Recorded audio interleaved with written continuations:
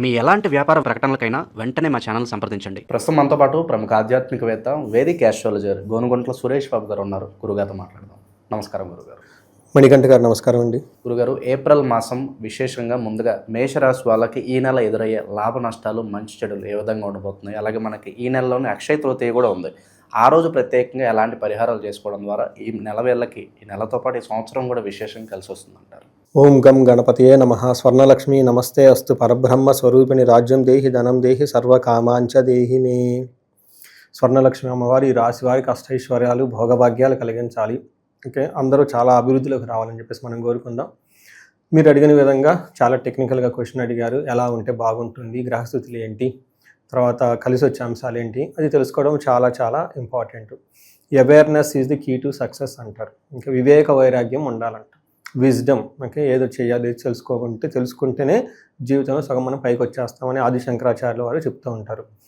అందుకనే ప్రతి ఒక్కరు వాళ్ళ జన్మజాతకాన్ని చూసుకోవటము, నక్షత్రం చూసుకోవటం, మనకి ఏది అనుకూలంగా ఉంది, ఏది ప్రతికూలంగా ఉందో తెలుసుకోవటము, అనుకూలంగా ఉన్నదాన్ని బట్టి ఎక్కువ టైం స్పెండ్ చేయటం, ప్రతికూలంగా ఉంటే కనుక ఏం చేయాలి, భయపడకూడదు, రెమెడీస్ చేసుకోవాలి. రెమెడీస్ ఏ శాస్త్రంలో మనకు జ్యోతిష్యం చెప్పారు అదే శాస్త్రంలో పక్కన బ్యాక్ సైడ్లో రెమెడీస్ కూడా ఇచ్చారు. ఇవి చేసుకుంటే ఉండదని. ఎందుకంటే నేను యాజ్ ఏ హ్యూమన్ బీయింగ్ నేను రెమెడీస్ చేసుకుంటూ ఉంటా. నాకు మకర రాశి కాబట్టి నేను అన్ని అనుభవించి అన్ని చూస్తున్నాను కాబట్టి అది గ్రహాలు వాళ్ళు చేసే పనులు వాళ్ళు చేస్తూ ఉంటారు, మనం చేసే పనులు మనం చేయాలి. అవన్నీ మనకి అందులో శాస్త్రాల్లో ఉంది. ఇందులో మనం చూసుకుంటే ఏప్రిల్ మంత్లో వెరీ ఇంట్రెస్టింగ్గా 4 గ్రహాలు మాత్రమే ఒక హైలైట్. రెండో హైలైట్ ఫస్ట్ 15 days చైత్ర మాసం, నెక్స్ట్ 15 days వైశాఖ మాసం ఉంటుంది. మూడో హైలైట్ ఇందులో మనకి 19వ తారీఖున అక్షయ తృతీయ వచ్చింది. తర్వాత వైశాఖ మాసంలో నీరుని గనక దానం చేస్తే మహాపుణ్యం, నారాయణుడికి ఒకే స్వర్గలోకం, ఇవన్నీ డైరెక్ట్గా మనకి విష్ణుతత్వం వస్తుందని చెప్పేసి మన గ్రంథాల్లో వివరించారు. ఎందుకంటే ఉదక కుంభ దానం అంటారు. పేరు చాలా టఫ్గా ఉంటుంది. నథింగ్ బట్ వాటర్ బాటిల్ దానం చేయటమే ఉదక కుంభ దానం అంటే దానికి కొంచెం శాస్త్రీయబద్ధంగా ఒక రాగి చెంబు తీసుకొని కొత్తది, దాంట్లో నీరు పోసి మంచినీళ్ళు చక్కగా ఏదైనా సుగంధ యాలకులు కానీ ఏమన్నా వేసి తాగటానికి ఇస్తే, లేదంటే చిన్న పట్టిక బెల్లం కానీ ఏదైనా తాగటానికి ఇస్తే ఆ చెంబు పాత్రతో దానం చేస్తే ఉదక కుంభ దానం అంటారు. ఇది బ్రాహ్మణులకు కానీ వేద పండితులకు కానీ బాగా గురువులు లాంటి వాళ్ళకి ఇస్తే బాగా పుణ్యం అని చెప్పేసి మనకి శాస్త్రాల్లో వివరించడం జరిగింది. చాలా చిన్న రెమెడీ, చాలా బాగా ఎఫెక్టివ్ రెమెడీ అది. లాస్ట్ టైం నా వీడియో చూసి ఒకళ్ళు అమెరికాలో ఆ కార్లో వాళ్ళ వాటర్ బాటిల్ వేసేసుకొని వాళ్ళ ఆఫీస్కి అంతే వెళ్ళిపోయి అక్కడ అందరికి ఇచ్చేసారంట. సో అలా చేస్తే చాలా మెసేజ్ పెడితే చాలా ఆనందం వేసింది నాకు. సో ఇలా మనకి ఇది శాస్త్రంలో చెప్పారు. ఇవి ధర్మ సందేహాలు ఇవన్నీ సంపద శాస్త్రాలు వివరించారు కరెక్ట్గా ఏ మాసంలో ఏం చేయాలనేది. అది మీతో షేర్ చేసుకోవడం జరిగింది. మన ప్రేక్షకులు కూడా చక్కగా దాన్ని సింపుల్ రెమెడీ, అంత హార్డ్లీ 500 రూపీస్ రెమెడీ చేసి బాగుంటారనేసి మనం ఆశిద్దాం. మేషరాశి మనం చూస్తే ఒక తటస్థంగా ఉండే మనతో ఒక్క సూర్యుడి విషయంలో మాత్రం జాగ్రత్తగా ఉండాలి. మిగతా గ్రహాలు ఏమి వీళ్ళకి పెద్దగా ఇబ్బంది పెట్టే విధంగా లేవని గమనించుకోవాలి. అంటే నేనేం చెప్తానంటే పెద్ద ఒడిదుడుకులు లేకుండా ఒక సాధారణంగా వెళ్ళిపోయే మంత్ అని మనం గమనించుకోవాలి ఈ రాశి వాళ్ళు. సో ఒక్క సూర్యుడి విషయం మాత్రం కొంచెం ఇబ్బంది పెట్టే విధంగా ఉంది. సో ఇప్పుడు డీటెయిల్స్ చూసుకుంటే సూర్యుడు వీళ్ళకి 10వ స్థానం 12 నుంచి 1వ స్థానంలో వెళ్ళటంతో జన్మరాశిలో సూర్యుడు ఉంటే మంచిది కాదు అని చెప్తారు. మనకి ఏమవుతుంది, మన మహర్షులు ఏం చెప్తారంటే దేహాతి సతతం కాలతిక్రమణ భోజనం బంధుమిత్ర సుహృద్వేష చంద్రరాశిగతో రవి అంటారు. అంటే ఏమవుతుంది, దేహార్తి అంటే ఫిజికల్గా చాలా టైర్డ్గా ఉంటారు అనమాట. సతతం కాలతిక్రమణ భోజనం, ఎప్పుడు టయానికి భోజనం చేయకుండా టైం తప్పి భోజనం చేస్తూ ఉంటుంది. బంధువులతోటి వాళ్ళతో గొడవలు వచ్చే అవకాశం ఉంటుంది, మనస్పర్ధలు ఉంటుంది. వైఫ్ విషయంలో జాగ్రత్తగా ఉండాలి. వాళ్ళకి హెల్త్ బాగోలేకపోతే వీళ్ళకి ఇబ్బంది పడే అవకాశం ఉంటుందని గమనించాలి. అలానే కుజుడు 12th హౌస్లో ఉండి వీళ్ళకి మిక్స్డ్ రిజల్ట్ ఇస్తారు. ఒక రకంగా ధనం వస్తుంది, సక్సెస్ వస్తుంది, అంతా వస్తుంది. అగైన్ ఇక్కడ ఏమవుతుందంటే ప్రవాసం, వ్యాధి పీడం, బంధువైరం, ధనక్షయం అంటారు. అయితే దేహపీడం సంచారం అంటే ఎక్కువగా ట్రావెల్ చేసే అవకాశం ఉంటుంది. హెల్త్ కొంచెం కాంప్లికేటెడ్గా ఉంటుంది, బాగా టూ మచ్ టైర్డ్నెస్ ఉంటుంది. దాంతోపాటు బంధువులతో గొడవలు అయ్యే అవకాశం ఉంటుంది. వృధాగా గొడవలు పెట్టుకొని డబ్బులు వేస్ట్ చేసుకునే అవకాశం ఉంటుంది. అయితే ఎంత పర్సంటేజ్ అంటే చాలా తక్కువ పర్సంటేజ్లు ఇవన్నీ జరిగే అవకాశం ఉంటుంది. అలానే మానసికంగా కూడా టెన్షన్ ఉంటాయి అన్నమాట. బుధుడి వల్ల పరాభవం, అవమానం జరిగే అవకాశం ఉంటుంది. కావాలని ప్లాన్ చేసుకొని ఇలానే అవమానం చేయాలని ట్రై చేస్తారు. కానీ ఎదుటి వాళ్ళకి వీళ్ళ దగ్గర పప్పులే ముడకు, వాళ్ళ మనని వాళ్ళు మళ్ళీ వెళ్ళిపోతారు. అందుకని వీళ్ళు ఎక్కువగా రియాక్ట్ అవ్వకుండా కామ్గా కూల్గా ఉంటే పనులంటే అయిపోతూ ఉంటుంది. జాబ్ విషయంలో మాత్రం కేర్ఫుల్గా ఉండండి. బాస్ విషయంలో ఒకటికి 2 సార్లు ఆలోచించుకుని బాగా ప్లానెడ్గా వెళ్ళటం చాలా చాలా ముఖ్యం. ఈ ఒక్క విషయమే మీరు మాత్రం గమనించి పెట్టుకుంటే ఈ మంత్ మిగతా అంతా డోంట్ కేర్, అది ఆటోమేటిక్గా వెళ్ళిపోతూ ఉంటుంది. శుక్రుడు వీళ్ళకి 2వ స్థానంలో ఉన్నారండి. శుక్రుడు 2వ స్థానంలో అంటే శుభం, మంచి జరుగుతూ ఉంటుంది అని చెప్తారు. ఏ విధంగా? కుటుంబ సౌఖ్యం, ఆరోగ్యం, అర్ధసిద్ధిం, యశత్కరం అని చెప్తారు. అంతేకాకుండా దేహ సౌఖ్యం, వస్త్రలాభం, ద్వితీయ స్థానకే భృగు అని చెప్తారు. అంటే ఏమవుతుంది? కుటుంబంలో అంత సౌఖ్యంగా ఉంటారు, ఆరోగ్యం బాగుంటుంది, స్త్రీ సల్లాపం, లేడీస్తో చక్కగా మాట్లాడుతూ ఉంటారు, ఇంట్లో వాళ్ళతో కానీ బయట వాళ్ళతో కానీ. ఇన్ కేస్ లేడీస్ అయితే జెంట్స్తో వాళ్ళతో చక్కగా మాట్లాడుతూ ఉంటారు, దేహం అంతా సౌఖ్యం, కంఫర్టబుల్గా ఉంటారు, వస్త్రలాభం అని చూపిస్తూ ఉంటుంది. టోటల్గా చూసుకుంటే టయానికి మంచి ఫుడ్ తింటూ ఉంటారు. శుక్రుడు చాలా యోగ్యతనిస్తూ ఉన్నారు. 2 గ్రహాలు తటస్థంగా ఉన్నాయి. సూర్యుడు మాత్రం కొంచెం ఇబ్బంది పెడుతున్నారు, జాగ్రత్తగా ఉండటం ఎంతైనా ముఖ్యం అండి. ఇందులో ముందుగా ఇందులో అశ్విని 1, 2, 3, 4 పాదాలు, కృతిక 3వ పాదము, భరణి 1, 2, 3, 4 పాదాలు, కృతిక ఫస్ట్ పాదం అంతా ఇందులో ఉంటారు. మనం పేరు బలం కనుక చూసుకుంటే చూ, చే, చో, లాలి, లోల, ఆ, అల్లో, ఆ అన్న లక్షణాలను కూడా ఇందులో ఉంటారు. ఇందులో గ్రహాలు 4 మారుతుంది అని చెప్పుకున్నాడు. మారే గ్రహాలు సూర్యుడు, కుజుడు 2 క్రూర గ్రహాలు. సౌమ్య గ్రహాలు శుక్రుడు, బుధుడు వచ్చేప్పుడు సౌమ్య గ్రహాలు, ఈ 4 గ్రహాలు మారుతూ ఉన్నాయి ఏప్రిల్లో. అది 2వ తారీఖు నుంచి స్టార్ట్ అయ్యి 11, 14, 19 వరుసగా గ్రహాలు మారుతూ ఉంటాయి. ఈ యొక్క మారిన గ్రహాల వల్ల ఒక్క సూర్యుడి విషయంలో ఈ మేషరాశి వాళ్ళు చాలా జాగ్రత్తగా ఉండాలి. వీళ్ళకి ధనచ్ఛేదం, స్థాననాశనం అంటారు. చాలామందికి జాబులు కోల్పోయే అవకాశం ఉంటుంది, లేదంటే జాబులు విపరీతమైన ప్రెషర్ ఉంటుంది, లేదా వాళ్ళు చేస్తున్న అసైన్మెంట్లో ఏదైనా ఫెయిల్యూర్ కానీ ఏదైనా కానీ వాళ్ళ బాస్కి సబ్మిట్ చేసిన పేపర్లు కానీ ప్రాజెక్ట్స్ కానీ వాళ్ళకి రిజెక్ట్ అయ్యి మళ్ళీ ఎన్నుకొచ్చే అవకాశం ఉంటుంది. ఇది చాలా చాలా గుర్తుపెట్టుకోవాలి. ఎందుకంటే చాలామందికి జాబ్లో పోయే అవకాశం కూడా ఉంటుంది. ఇది విషయం కొంచెం గమనించుకోవాలి. 2వది కుజుడు, బుధుడు వీళ్ళకి ఇబ్బంది పెడుతున్న ఆ ఇబ్బందులు వీళ్ళు పెద్ద అంతా ఎక్కువగా అనుభవంలోకి అయితే రావు. జనరల్గా అవమానం జరిగే అవకాశం ఉంటుంది, లేదంటే కొంచెం హెల్త్ కాంప్లికేషన్స్ ఉంటుంది. బట్ అవి కూడా చాలా లో మోతాదులో జరుగుతాయి, హై రేంజ్లో జరగవు. తర్వాత శుక్రుడు విత్త సిద్ధి, ధనాన్ని అయితే ఇస్తూ ఉన్నారు. సో ఇప్పటి వరకు మనం కనుక చూసుకుంటే సమరీ, సూర్యుడు కొంచెం ఇబ్బంది పెట్టి బాస్కి ఎంప్లాయ్కి మధ్య విపరీతమైన ప్రెషర్ రావటము, లేదంటే జాబ్ పోవటము, లేదంటే చేస్తున్న జాబులు వీళ్ళ అసైన్మెంట్ కానీ ఏదన్నా కానీ అందులో ప్రమోషన్ రాకుండా ఆటంకాలు వచ్చే అవకాశం ఉంటుంది. ఇది గమనించుకోవాలి. శుక్రుడు వల్ల ధనం వస్తుంది. మిగతా 2 గ్రహాలు, ఒకటి వ్యాధిని ఇస్తుంది, మళ్ళీ వెంటనే నయం చేస్తుంది, ఇంకోటి అవమానాన్ని ఇస్తుంది, మళ్ళీ వెంటనే తిరిగి మళ్ళీ సరిగ్గా చేసేస్తుంది అనమాట. ఇది మనం సంక్షిప్తంగా ఎలా ఉంది క్లుప్తంగా మనం చెప్పుకోవచ్చు. గురుగారు, ఈ రాశిలో మరి ఏ నక్షత్రాలు ఉంటాయి, వాళ్ళకి ఎలా ఉండబోతుంది ఈ నెల? అశ్విని, భరణి, కృతిక 3 నక్షత్రాలు ఇందులో ఉంటుంది. మనం అశ్విని చూసుకున్నాం అనుకోండి, ఫస్ట్ పాజిటివ్ సైడ్లో చక్కగా అన్నం తింటారు, ధనలాభం ఉంటుంది, సౌఖ్యంగా ఉంటారు, విదేశాగమనం, ఫారిన్ రిలేటెడ్ కనెక్షన్స్ బాగుంటుంది, క్షేమంగా ఉంటారు, ఐశ్వర్యంగా ఉంటారు. చూడండి, అన్నీ పాజిటివ్గా ఉన్నాయి. 2 విషయాలు మాత్రం అది సూర్యుడి వల్ల మృత్యు భయము, నాశనము చూపిస్తుంది.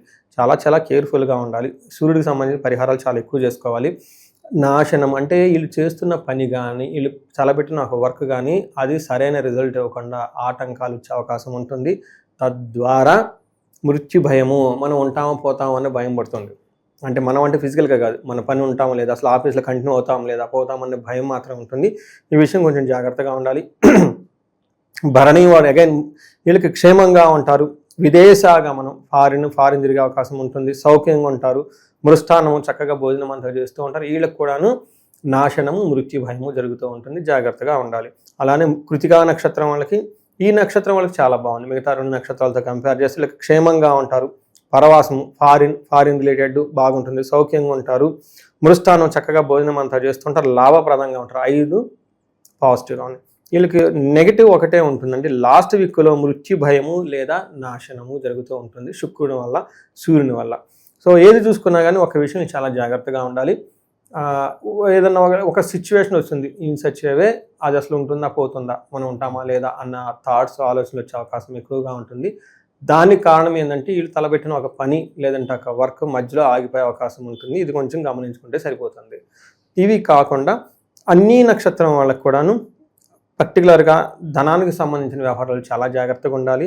కృతికా నక్షత్రం వాళ్ళకి కార్యహాని, అనుకున్న పని కాకుండా ఇబ్బంది పడుతూ ఉంటారు. ఇంకా మిగతా నక్షత్రం వాళ్ళు అన్నింటిలో గమనించుకుంటే వీళ్ళకి అశ్విని, భరణి నక్షత్రం వాళ్ళకి, పర్టికులర్ భరణి నక్షత్రం వాళ్ళకి లేదంటే అశ్విని నక్షత్రం వాళ్ళకి ఆటంకాలు ఎక్కువ ఉండే అవకాశం ఉంటుంది. సో ఇది మనం ఓవరాల్గా చూసుకుంటే ఒక సూర్యుడి విషయంలో కొంచెం కేర్ఫుల్గా ఉండాలి. మిగతా అన్ని విషయాల్లో నార్మల్ ప్రాబ్లమ్స్, రొటీన్గా ఉండే ప్రాబ్లమ్స్ దీన్ని మేనేజ్ చేసుకుని వెళ్ళిపోతారని చెప్పుకోవచ్చు.